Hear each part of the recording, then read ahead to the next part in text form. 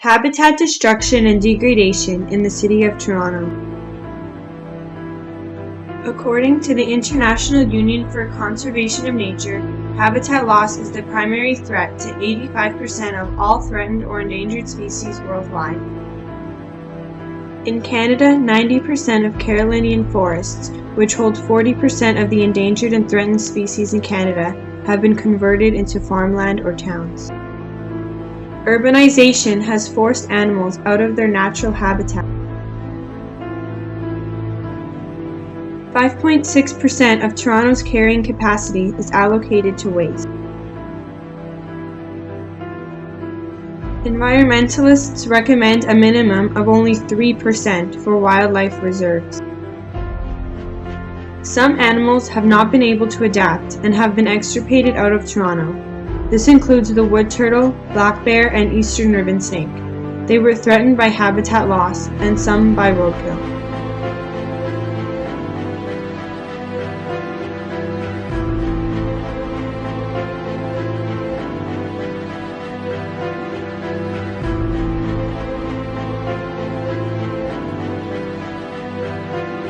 About 10,000 animals become roadkill in Toronto annually. This includes skunks, snakes, groundhogs, cats, raccoons, squirrels, rodents, and geese.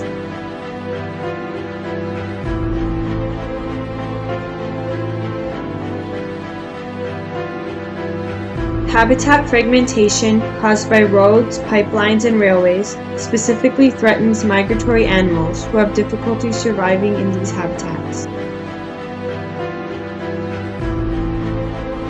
Urbanization has led to more than habitat loss. It has led to pollution.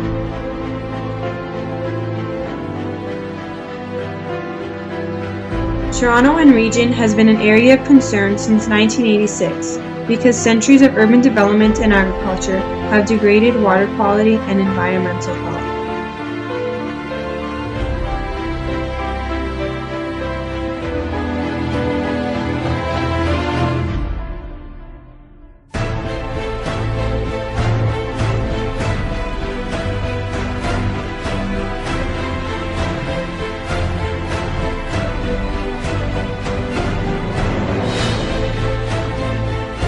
Pet waste, car emissions, and toxic chemicals can end up in stormwater and local water bodies untreated.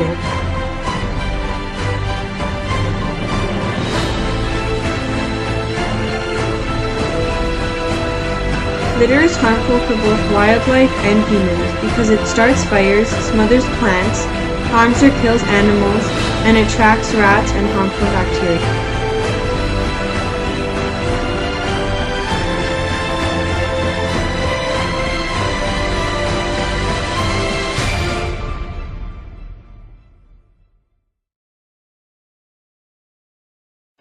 It's not too late to change our ways. There are things we can do to limit our impact on our ecosystems. Habitat restoration efforts have allowed previously extirpated species like the ringneck snake and the common raven to return decades later.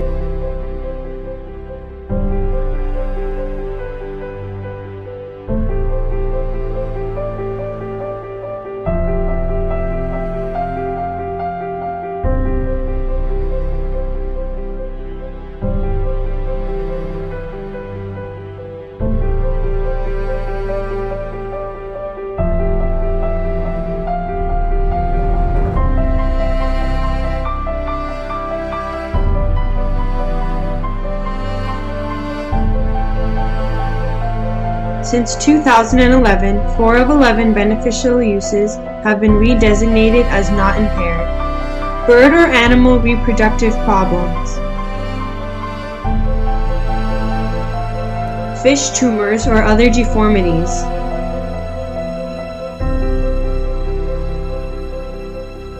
Degradation of benthos.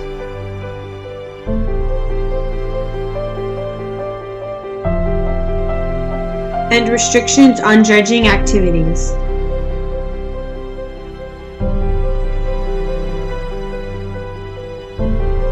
The City of Toronto is working towards reducing stormwater pollution through a process called the Wet Weather Flow Master Plan.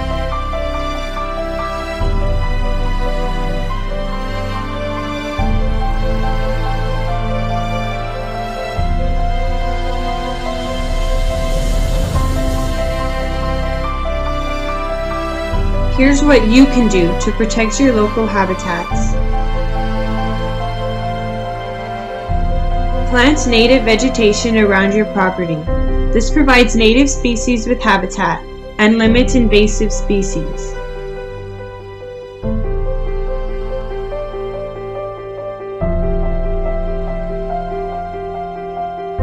Learn more about local natural habitats and create awareness about their importance. Improve water quality and environmental health by limiting your pollution.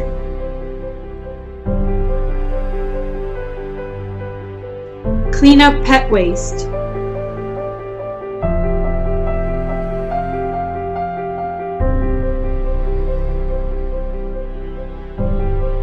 Drive less by walking, riding your bike, carpooling, or taking public transit.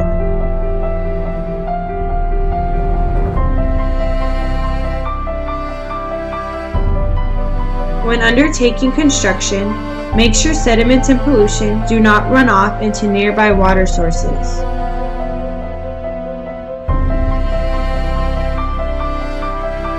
Modify your project to minimize the impact to sensitive ecosystems on or near your property.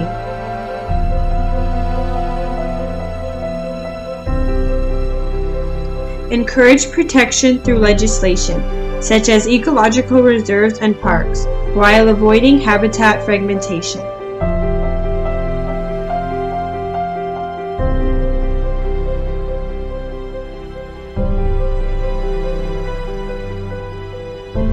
Identify habitats by mapping them.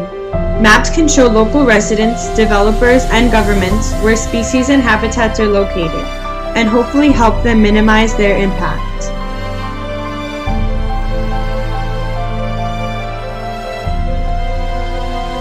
Real environmental change depends on us. We have to focus on what our responsibilities are and how we can make the change happen. Severn Cullis Suzuki.